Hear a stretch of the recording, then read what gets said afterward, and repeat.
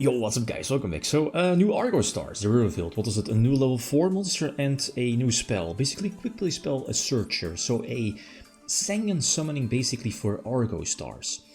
Fantastic card. I'm running that at 3. The card that I'm not running is the new one, because this is not pure. Can you run it pure?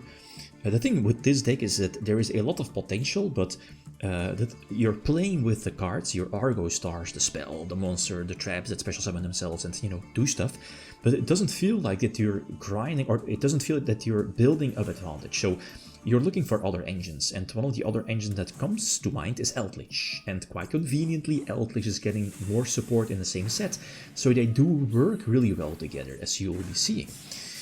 So again, basically any archetype that works in the graveyard, that, you know, works upon discarding or something like that, like Eldlich, the traps, then in theory it should work well with the Argostars. Anyway, Eldlich, the field spell, well, it's not really, it's the zombie field spell, right? Basically Foolish is upon resolution, I think. Fantastic card, by the way. Like, your one card combo basically can put up a draw with Zombie, Vampire and Eldlich on field, plus that can give you this Silhouette Rabbit play as well, so, you know, you can keep extending.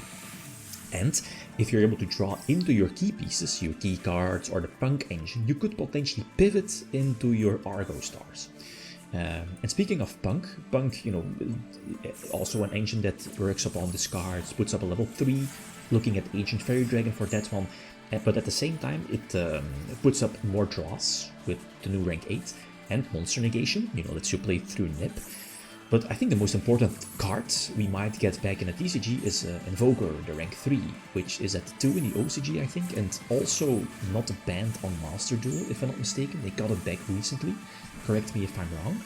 But that card, the Punk engine, can pivot into Invoker, and Invoker can special summon, what is it, a Warrior Earth from your deck, and super conveniently the Argostar Warrior is a Earth Warrior.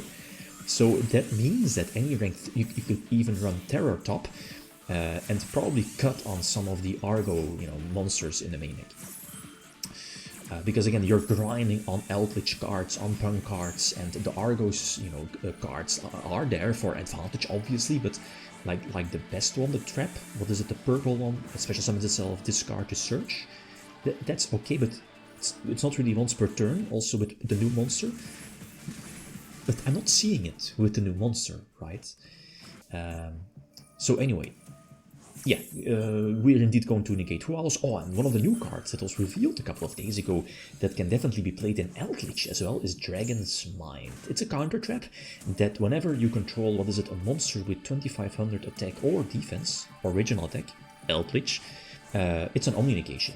And plus, whenever it's in the graveyard, you can pay 2,500 life points, so 2.5k, to reset it. Insane. Again, it's a card that can be discarded with your engine, and you can just reset it. So it's perfect for this particular game. So again, go for Punk engine to put up the rank 8. 2, you know, materials, so we can detach one to draw one, potentially draw key cards, starters, extenders, and making sure that, you know, one level, at least the rank 8 is on field with 1 material, so I can negate potential nip and traps. So here, we already invested with Punk engine, so we're not able to go for Ancient Fairy Dragon. We do get nipped though with Imperm, I think, yeah, so that's already 3 hand traps gone. The beautiful part here is that the traps can reset themselves, no, re-put themselves in a spell and trap card zone, so we can dodge Nip. They cannot be special summoned again, oh, they could if you have the new one, but I'm not so sure about the new one. Because I'm already running a lot of, you know, over 40 cards, that is. So you can extend with one of the new Punks. And here's again where you could pivot eventually into Invoker if it's there. So go for Rabbits. What are the other plays though? Probably just a Masquerina play, or Little Knight probably. Yeah, banishing the, what is it, the Nip, basically a big beat stick. And the field spell is okay, but the problem is that the archetype has a little bit too many awkward restrictions. The field spell should have been their Searcher. Okay, it adds something for your Banish Spell or Grave Back. Okay, that's cool. But the field spell on its own does nothing. So you need the other cards in order for the field spell to be good. You know, and there are other cards of the archetype where we get like, ah man, why do I need to discard from a level 4 trap to search every time? It's awkward. Anyway, So Rizal, we do have an Eldlich on field, so we have the counter trap live for an Omni negation, and we have the, what is it, these names of Eldlich. Conquistador, that's the one that pops. So all of the Razors, they keep extending. We pop one of them, prevent Excitonite, I guess, from hitting the field. Was there any other? Okay, yeah, the Duo Drive, probably. But this is so beautiful. We can reset Dragon's Mind during their turn, and then it's live during our turn. Sick card. So put those back in the spell and trap card zone, potentially to be used for next turn. The new Eldlich Fusion, crazy card. Basically a summon for free, could potentially lead to a rank 10 exceed play. What is it, Varudras? Varudras, I think? The Omni negation for rank 10. Reset everything, and yeah, the thing is that you could potentially, that new spell, the quick play spell, could give itself an extra normal summon, but again, awkward that you already have to control that phase up. What is it, Light Trap? I think so. So this should be more.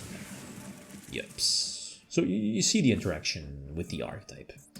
So one of my favorite plays of the deck, go for the, I guess, 1.5 cards combo. I mean, with those Eldlich cards, these particular plays, they generate advantage. The Ash hurts though. The Ash prevents the Eldlich special summon, so that means Dragon's Bind is not live, and that's huge. So we go for the Star, yes, summon. Still our normal summon, which get, and this one getting a Veilor also hurts a little bit. She does have a quick effect, but it's not sadly a quick effect that tribute herself to activate 2 traps.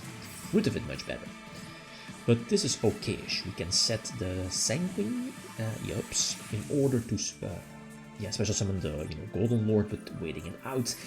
There is indeed Rageki, Dora, so it's 10 buyer, you're negating that one, and go for Eldlich to potentially have the only negation live, but they have an edge on their own, so that's not the case. Hopefully their last card is not a 10 buy or an extender.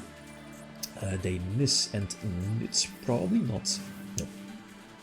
I mean, it could have been a quick play spell, but it's at 1 though.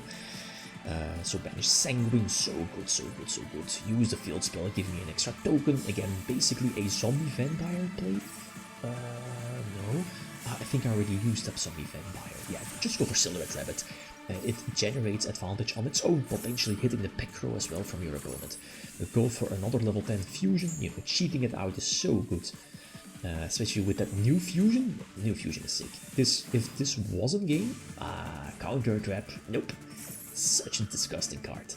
And the fact is that you can just reset it.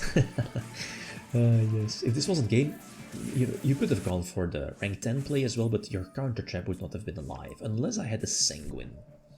Anyway, so going second, and this is where the deck also could shine as some cool interactions, especially in the current format. So we're ashing that one. I mean, the deck is not playing that many go second cards, non-engine cards, so that's where I guess some solutions, some suggestions might help out. Detonator, but look at this, look at this, look at this. I didn't know this before the matchup. I was like, well, Eldlich destroys, but it doesn't. It sends to the graveyard, so we can send Duo Drive. We can send that Detonator, attack over the Duo Drive. I think still is the battle phase still probably. It doesn't really matter that much, I think. But this is a problem. This was a huge deal, and I imagine triggering or being able to special summon itself, this would have been full combo, like disgusting, full combo. But sadly not the case. So there is Bonfire, the other negation is live. Even though it's only one negation, it does prevent Rizal from having, like, what is it, fire on field or something like that, or level 4. So we can extend. The trap is banished. The only negations, we banish Sanguine for Conquistador, just in case. Go for Zombie Vampire. We still have a potential rank 10 exceed play if this is not game. We draw the field, not live. Well, I guess it could give me an extra token into Link Spider, into Silhouette. Again, if this is not game, it's game. So you see the interaction, and you see the similarities or the benefits from both archetypes.